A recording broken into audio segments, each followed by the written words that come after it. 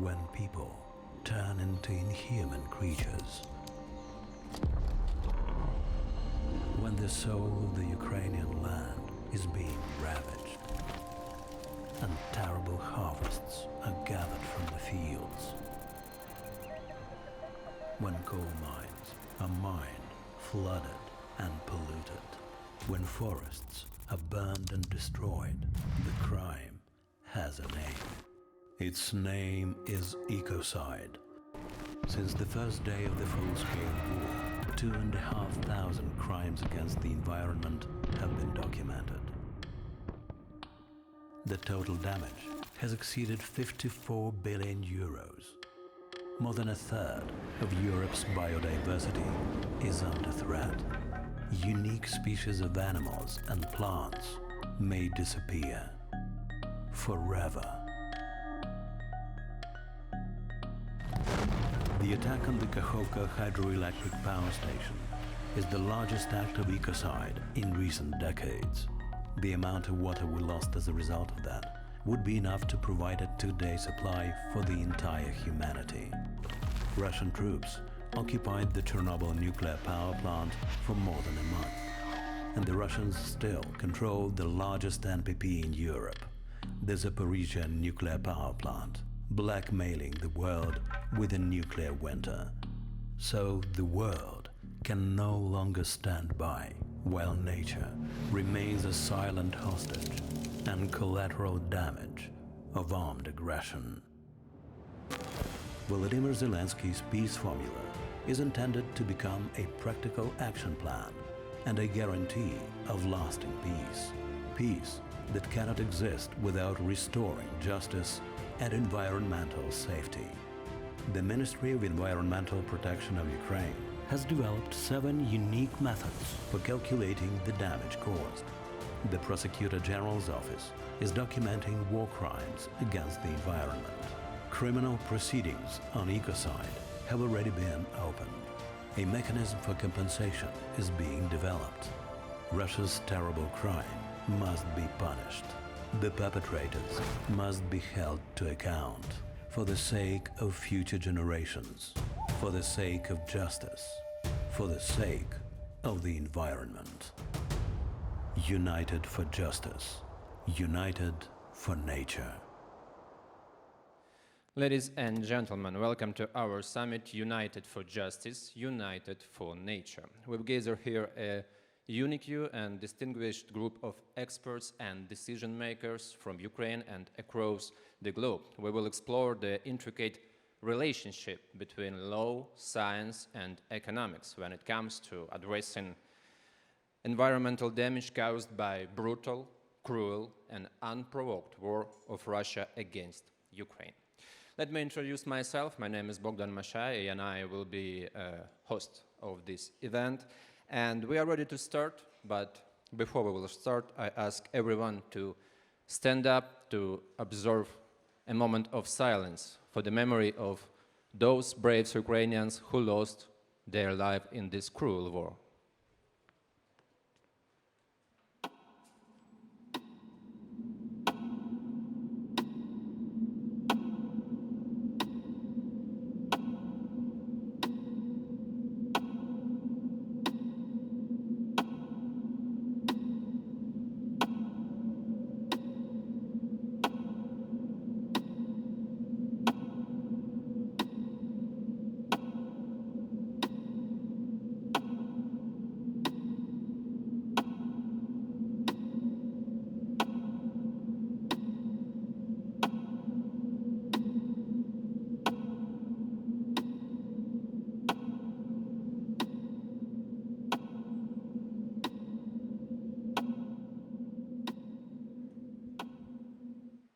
Thank you.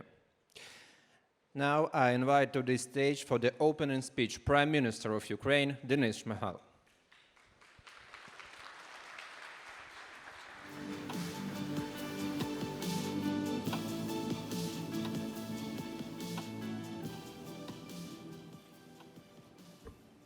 Шановний пане міністр, пане Dear генеральний прокурор, Minister, dear Prosecutor General, шановні пані і панове esteemed ladies and високоповажні gentlemen, амбасадори, єврокомісари, ambassadors, European високоповажні commissioners, учасники форуму, esteemed пані і participants of панове. the forum, ladies and gentlemen.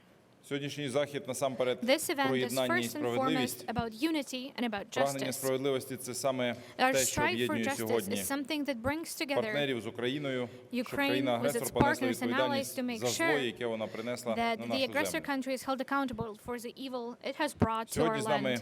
тут представники Today with us дипломатичних here we установ have різних representatives країн, of different diplomatic єврокомісари, offices, міністри European довкілля commissioners, Німеччини, Чехії, ministers of Болгарії, Румунії, environment Молдови, from Японії, Germany, Литви. Czech Republic, Вітаю вас і Moldova, вдячний вам за Romania, вашу Lithuania. участь I welcome you and I'm в цьому заході. delighted to have you here with Важливо, us що at ми this event. разом і що It is ми разом important that we можемо are together продовжувати and it is працювати also над important важливими that we can речами continue задля to work закінчення together війни в Україні. to end the war in Росія кожного Ukraine. дня нищить Every day наших Russia людей, continues наші to destroy підприємства, Ukrainian інфраструктуру, people, наше Ukrainian довкілля, наше infrastructure, повітря, землі, Ukrainian ліси environment, та our водойми. land, our air, За our інформацією water Міністерства reserves. захисту According довкілля to України, the загальні Environmental збитки Ministry довкілля of сьогодні Ukraine's складають overall понад damage to 2 the трильйони environment гривень. is Це more than 2 trillion hryvnia, 55,6 which is мільярдів євро. 55.6 billion euro. З них половина через Half забруднення of those повітря від damages are лісових due to the пожеж, ракетні атаки, pollution of горіння the нафтопродуктів. air Забруднення and земель land понад as well as the forest 980 fires. мільярдів гривень, водойм More than 60 мільярдів гривень. 950 billion hryvnia Потенційно in damages to the замінованими land. вважається понад 174 More than тисячі 174,000 квадратних square кілометрів kilometers України. of Ukrainian Це territory are колосальна considered potentially mined. територія. This is Понад a colossal 3 area. мільйони More than 3 гектарів лісу million уражено hectares of forest have been цією війною. impacted by this war.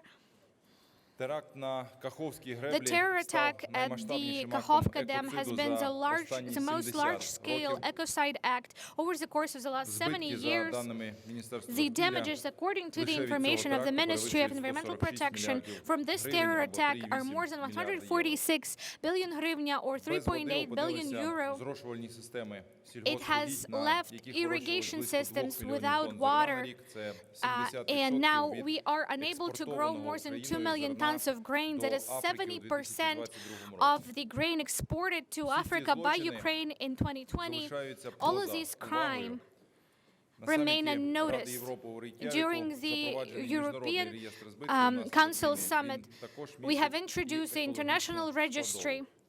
for перший елемент documenting нашого damages. It компенсаційного also механізму. includes the environmental Загалом він матиме три element. складові: This реєстр is the збитків, first element of our комісія з compensation розгляду mechanism. заяв Of і course, there will be the компенсаційний registry фонд.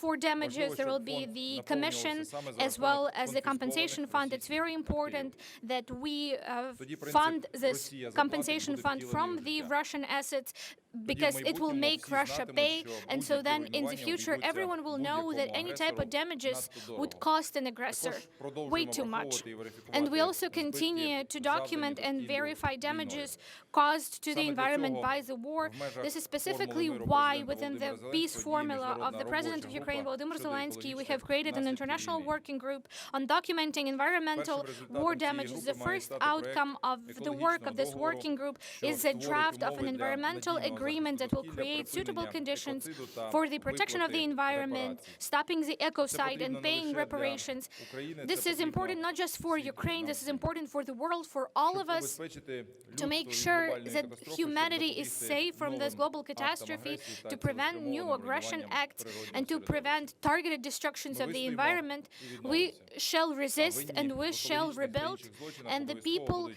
на лаві guilty for підсудних і committing all of these відповідатимуть crimes will за definitely свої be дії. held accountable. There Важливо, will be що no в impunity. цьому Україна It's very відчуває important that солідарність і Ukraine потужну feels підтримку solidarity and цілого strong світу. support of the entire world in this endeavor. Розраховуємо на таку підтримку і We в are counting on майбутньому. this support in the Разом ми future as well. сильніше, Together we are разом ми stronger. переможемо. Together we shall win. Дякую за вашу Thank увагу. you so much Бажаю for your всім attention, учасникам and I плідної wish роботи all of you fruitful під час cooperation сьогоднішнього форуму. during this Слава forum. Україні! Glory to Ukraine. Glory to the heroes.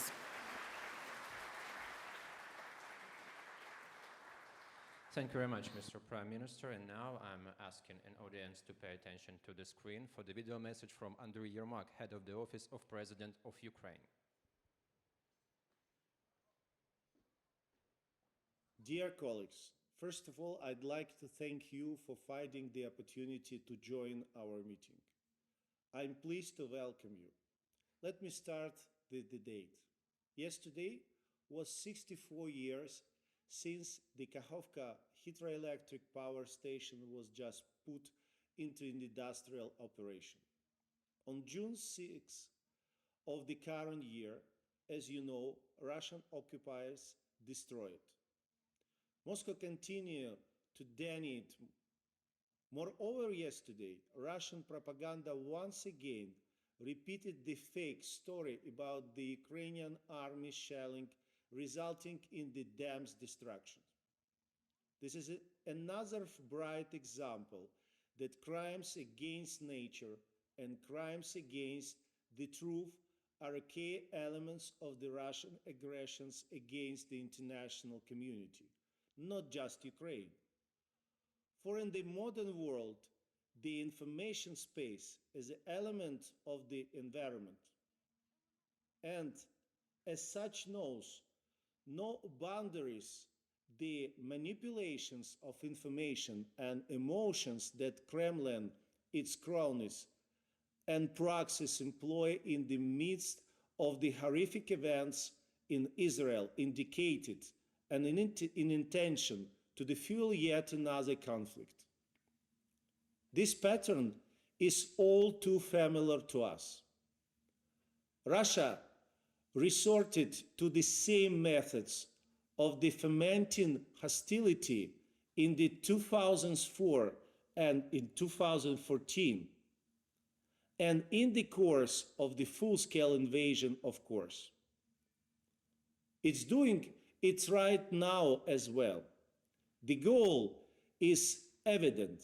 There are no other means to evade punishment, retain power, and impose Putin's will on the world. His salvation lies in the house and discord.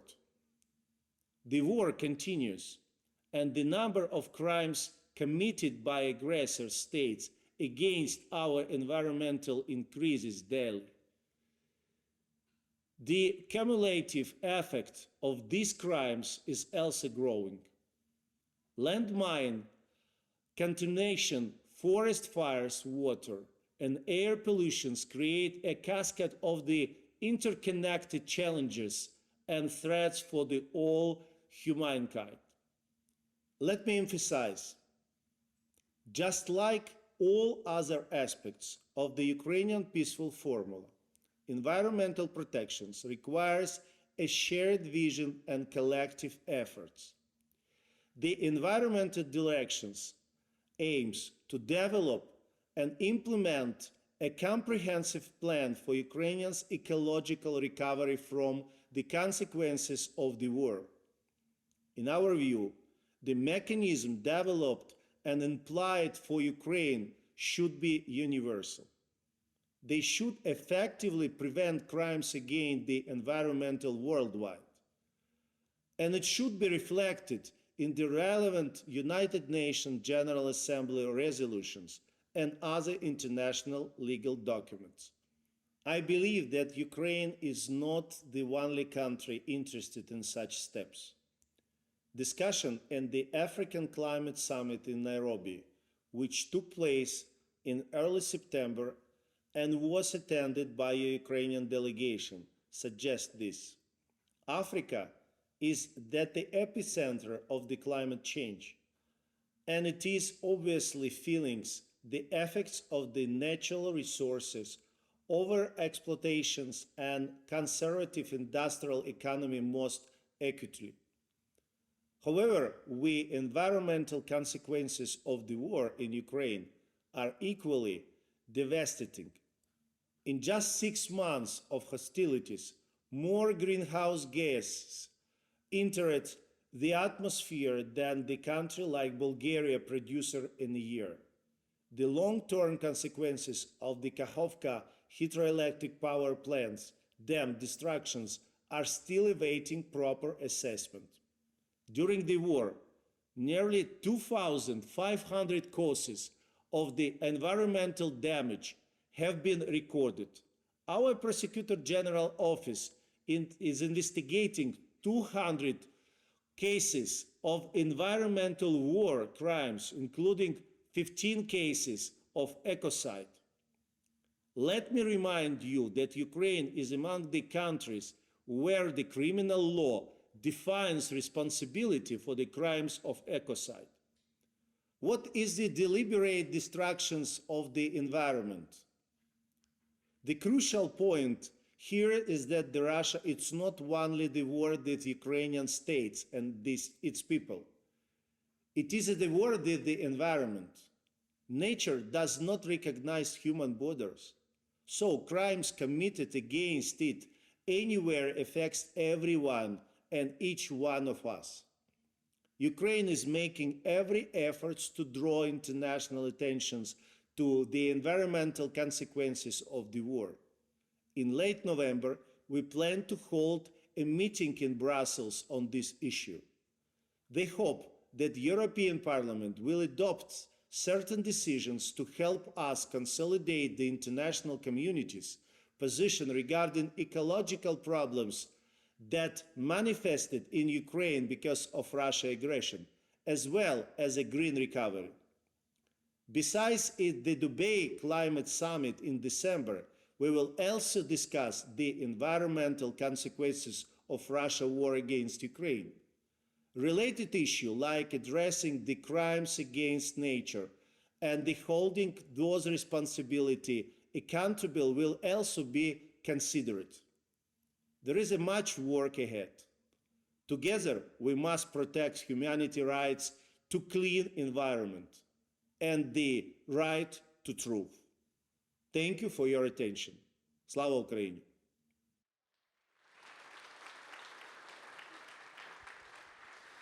Now it's time for welcoming remarks by Andrei Kostin, Prosecutor General of Ukraine.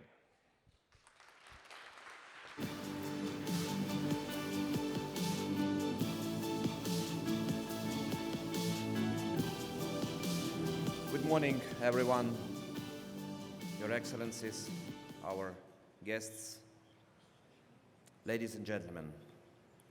I'm happy to welcome you at our fourth United for Justice conference, which we organized together with Ministry of Environmental Protection and Natural Resources of Ukraine.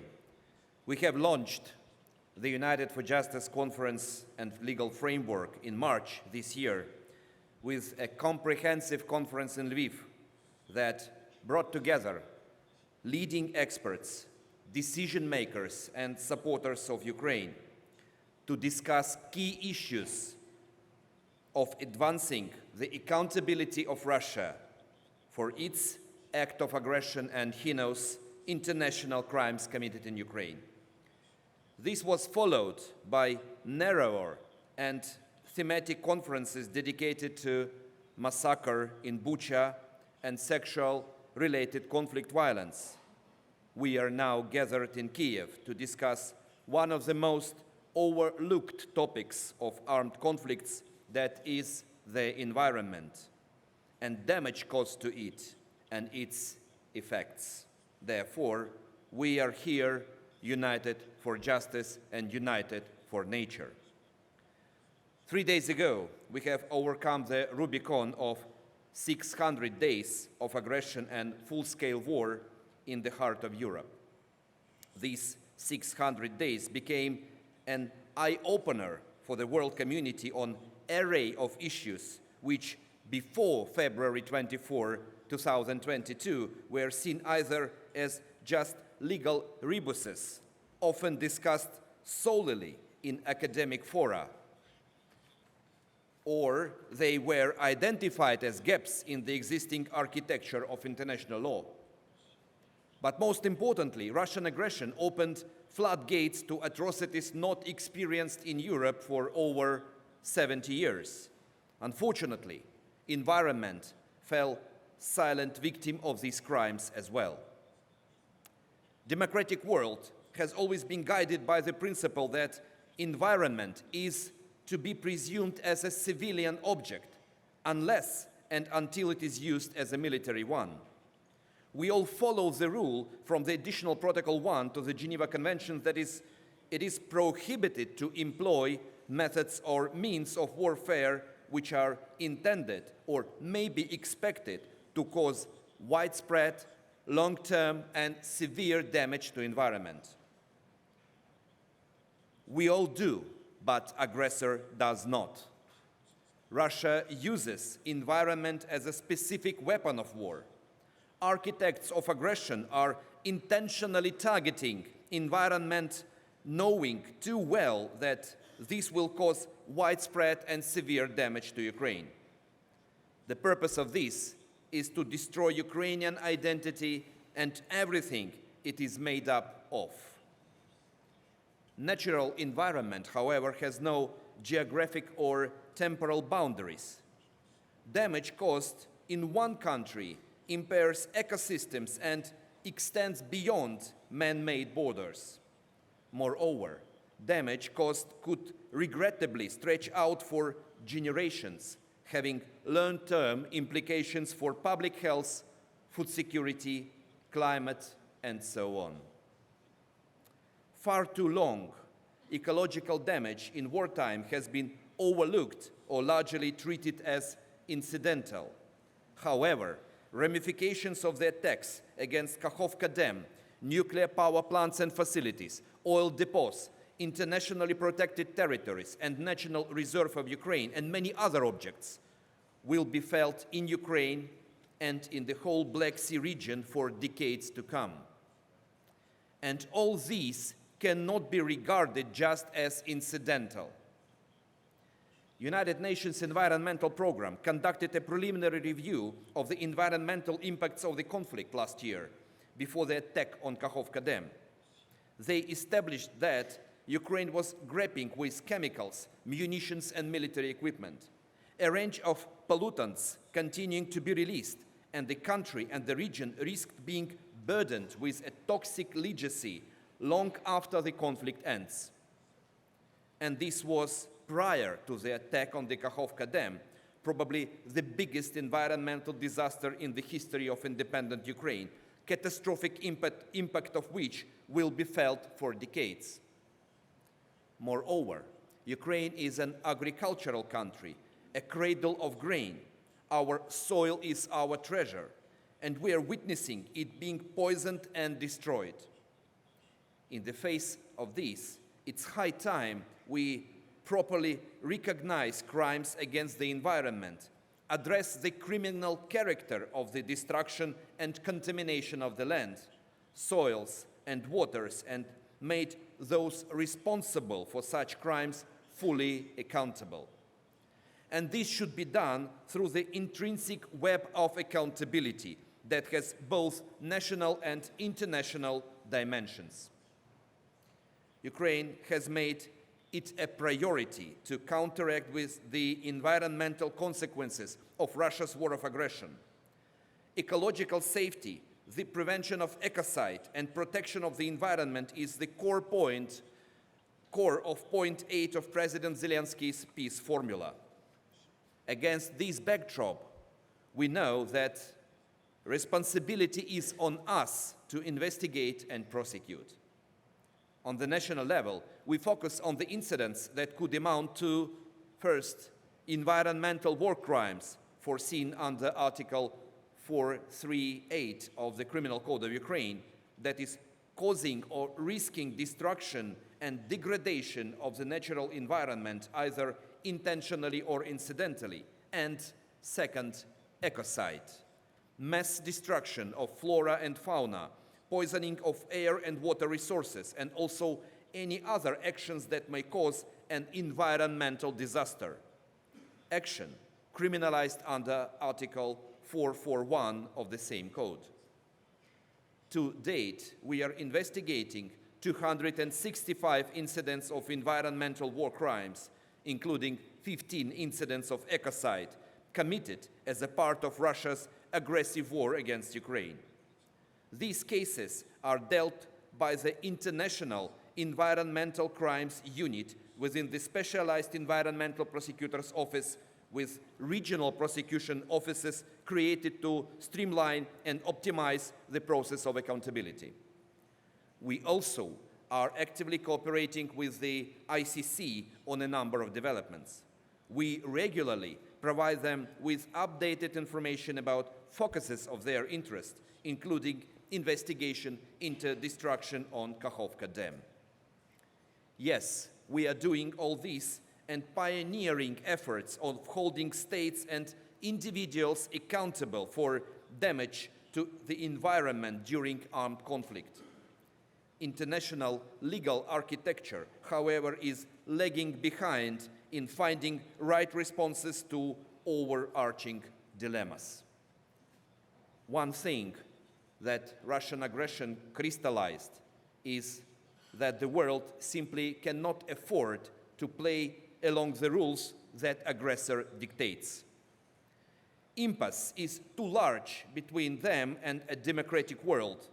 We need to step up our efforts to, simply put, allow next generations to live in peace, stability, and prosperity. Notions that are so far away from Ukraine and Ukrainians today. Therefore, we see the United for Nature conference as a timely event where, together with decision makers, experts, academics, we will not only discuss present-day situation, but shape future of the international environmental law. Assess existing practices and design new mechanisms that will make headway to tangible and workable framework of individual and state liability for the damage caused to environment. Result of failure is too expensive. No one wants to live in his or her community where environmental crimes are committed. No one of us. Community where international crimes are committed is our planet. Therefore, we need to be united for nature and united for justice. Thank you, my dear friends and colleagues.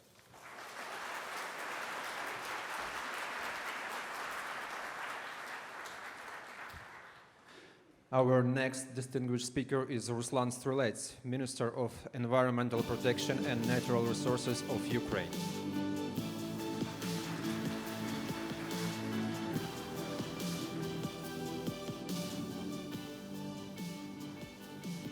Thank you.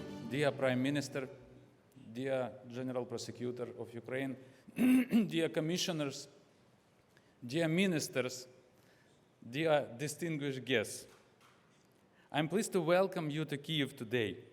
An exceptional number of environmental ministers have gathered here. It is outstanding for Ukraine in wartime.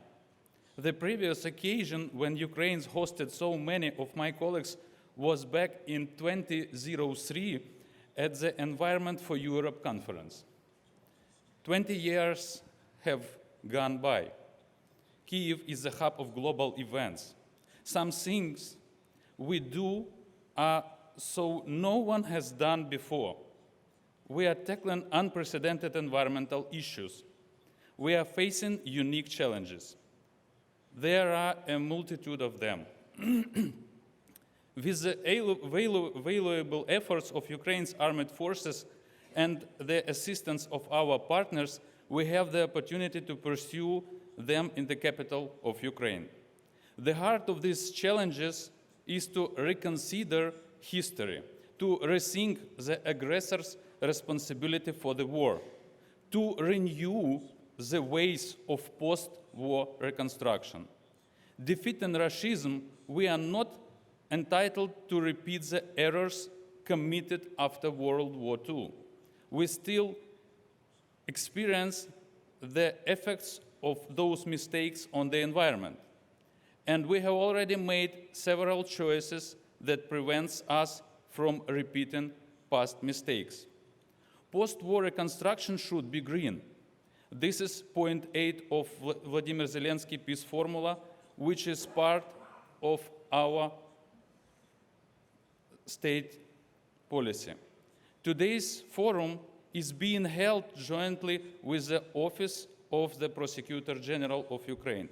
I hope it will start the process of uniting countries around the platform that will bring the occupiers to justice, which Vladimir Zelensky spoke about at COP27 conference. I thank Andrei Kostin for the joint work that we are doing 24/7. I thank everyone who supports Ukraine today. I am grateful to my colleagues who have come today ready to sign new agreements and achieve effective results together. Glory to Ukraine. Слава Україні!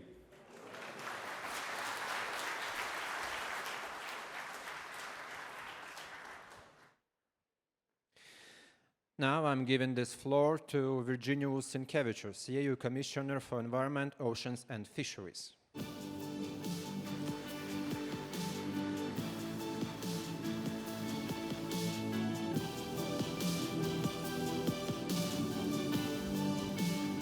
Dear Prime Minister, dear General Prosecutor, colleagues, ministers, dear ladies and gentlemen, it's my pleasure to be with you this morning. And I can only reassure that we at the European Commission are following very closely the dramatic environmental destruction imposed by Russia's war of aggression.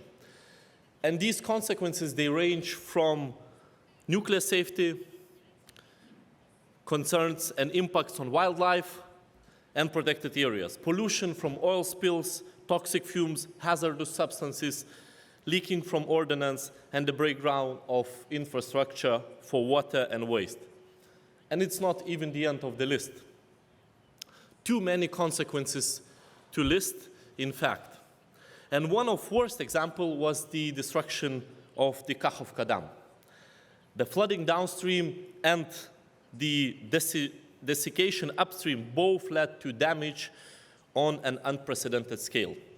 It impacted water supplies and sewage infrastructure. It flushed chemical and oil pollution all the way to the Black Sea.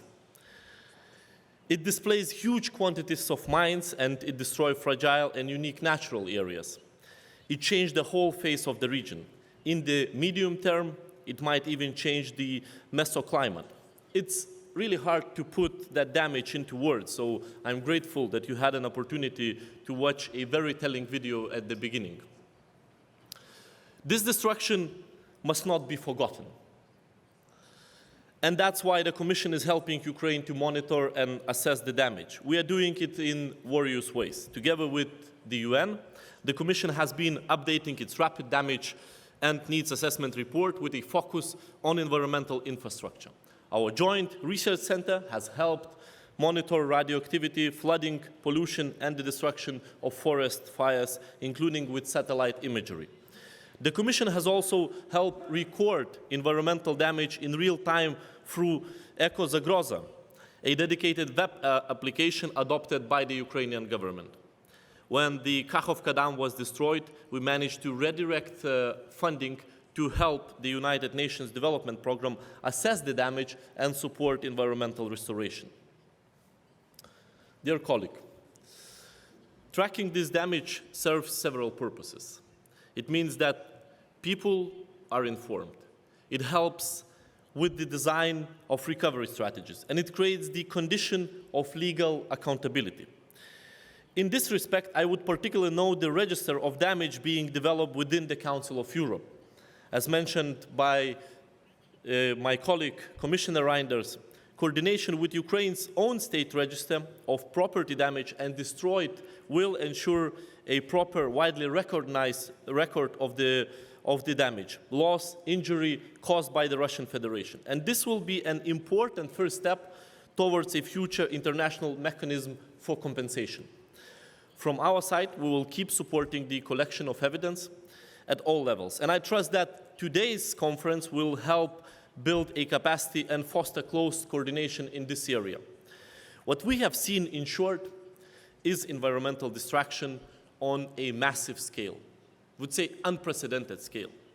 But I'm firmly convinced that not just that Ukraine can recover, but that Ukraine will recover. For that to happen, the country needs the means to remedy environmental damage. And that goes for infrastructure, ecosystems, afforestation, and the reintroduction of native species, for instance. But beyond remediation, Ukrainians must be able to look forward to a brighter future, to a future of durable prosperity, greater resource autonomy, and higher quality of life. And this can only be delivered if environmental sustainability is at the core of the recovery. In other words, we must build back better. This is not limited to what we might think as the green. It's about everyday life. It's about modernizing infrastructure for water and waste. It's about ensuring industrial plants do not pollute their surroundings, about developing economic activities that are resource efficient and don't create excessive dependence to external providers. This green recovery will depend on financial support. And that's why EU has proposed a Ukraine facility, which, once adopted, will deliver 50 billion euros over the next 4 years. Ukraine also needs to progress quickly and smoothly on the path on accession to the EU. Becoming part of the EU indeed means aligning major legislation with EU acquis. And the environmental acquis is the strongest body of legislation to protect the environment anywhere in the world. The Commission is helping advance these work streams with the launch of the Phoenix initiative. Phoenix is a tailor-made combination of European Commission programs, bringing targeted support for policymakers and civil society to enable a green recovery. And I would also like to mention the high-level working group on environmental consequences from war, chaired by the Office of the President of Ukraine. It's a group I'm truly proud to be part of. It gathers environmental leaders to support Ukraine with strategies to assess environmental damage and create accountability for the damage. It also supports plans for a green recovery. The last thing I would like to mention is the Ukraine Green Recovery Conference, to be held in Vilnius from November 28th to December 1st.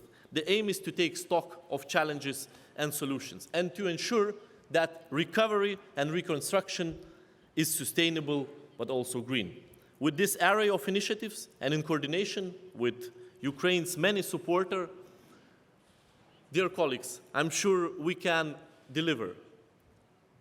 We can deliver a green recovery that Ukraine and its population truly deserves. Thank you.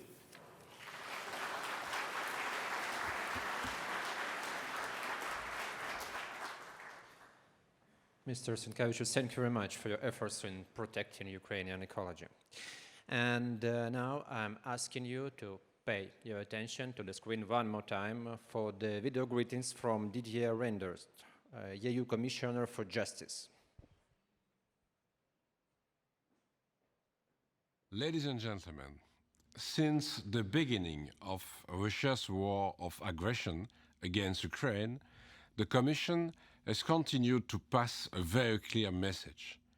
There must be and will not be impunity for the international crimes committed by the Russian Federation in and against Ukraine during this war. This includes environmental crimes, which, through their potentially devastating effects on the environment and human health, are of particular importance to the Commission. As you know, the Commission had already proposed, before the start of the war, a new directive on environmental crime. I'm happy to announce to you today that after months of constructive cooperation with our co-legislators, this legislative proposal is now close to being finalized. But if the devastation brought about by this war have shown us one thing, it is that more is needed to ensure these types of crimes are dealt with effectively. The Commission fully supports Ukraine's unprecedented effort to hold responsible those who have caused severe damage to its environment. Let me use this opportunity to highlight 4 areas where the Commission's action has been critical in this regard. First, through our continued support to the Prosecutor General's Office of Ukraine, Ukraine's War Crime Department and Specialized Environmental Prosecutor's Office require equipment, training, and expertise. In response, the European Union, next to providing for the necessary equipment, has provided support in developing a prosecutorial strategy via the Atrocity Crimes Advisory Group together with the US and the UK. This work will now continue thanks to the new multinational fund. Second, by further strengthening the coordination of cross-border and international investigations. In this regard, the ICC remains a key partner, which we have supported since the outset of the war with, amongst others, over 9 million euro in financial contributions. Let me use this opportunity to welcome in this regard the opening of the International Criminal Court Field Office in Kiev on 14th of September. In addition, the Commission has strengthened Eurojust as central coordination hub for cross-border investigations. We have supported the setup of the core international crimes evidence database to rapidly preserve, store, and analyze evidence related to war crimes. Third, we continue to ensure that Russia pays reparations, including for the environmental damages resulting from its acts. The establishment of the Register of Damage within the remit of the Council of Europe will be of particular importance to ensure we get an overview of the damages caused. The European Union has joined the register as a founding associate member and will provide for an initial voluntary contribution of 1 million euro. While the register's setup constitutes an important first step, we are already working on the next step, the setting up of a future compensation mechanism together with our international partners. Fourth, we have adopted a multi-pronged approach to domestic and international legal accountability for environmental damages which the international community must promote.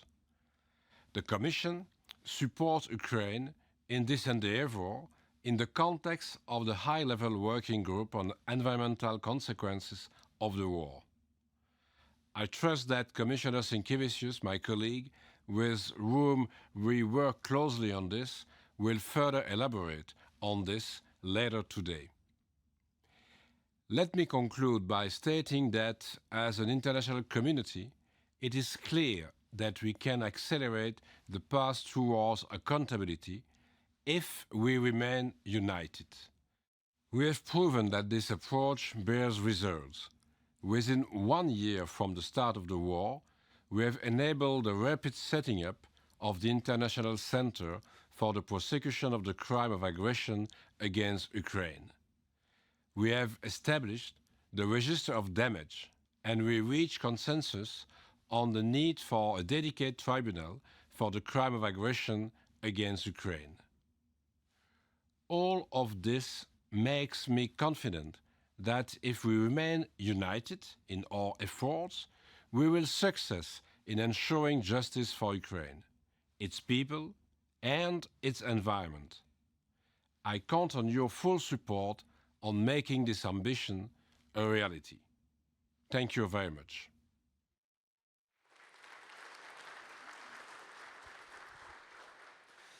Now I'm invited to the stage Rolf Holmbo, head of the EUAM Ukraine.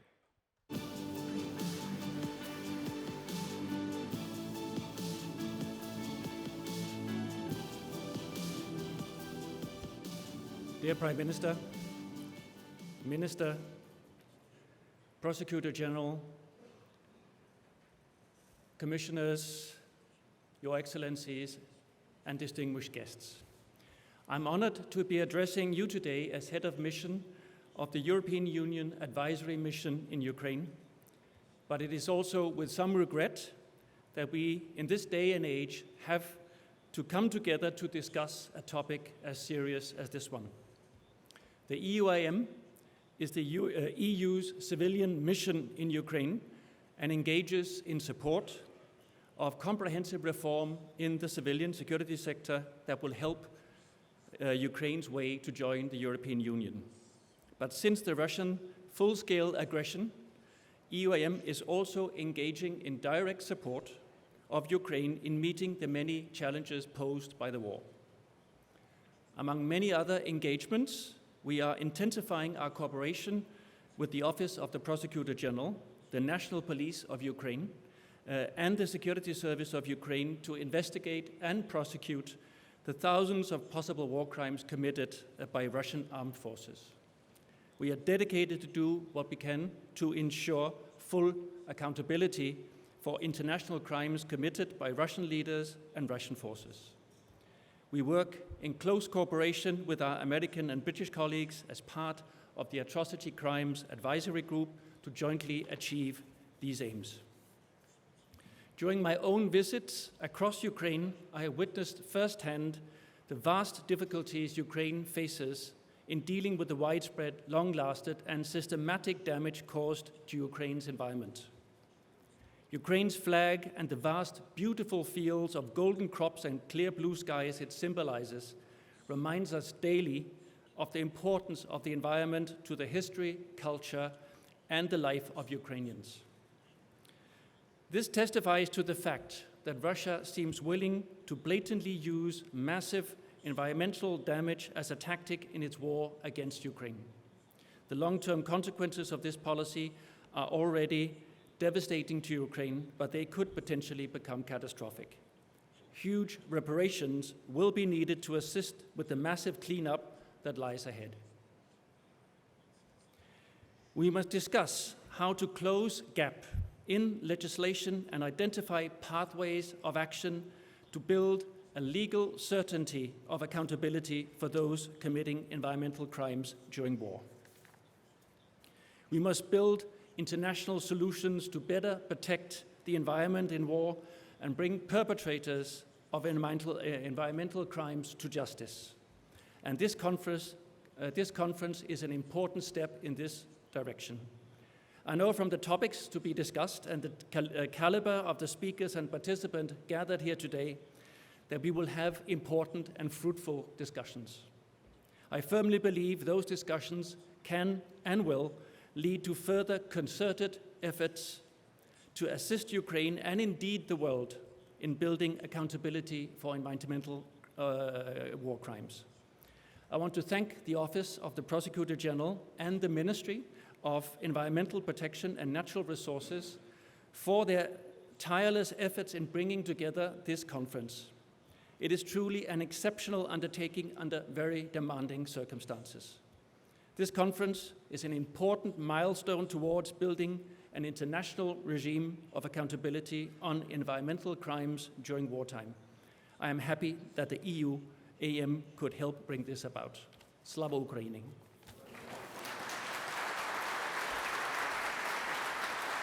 Thank you very much, Mr. Holmel. So now we are ready to start our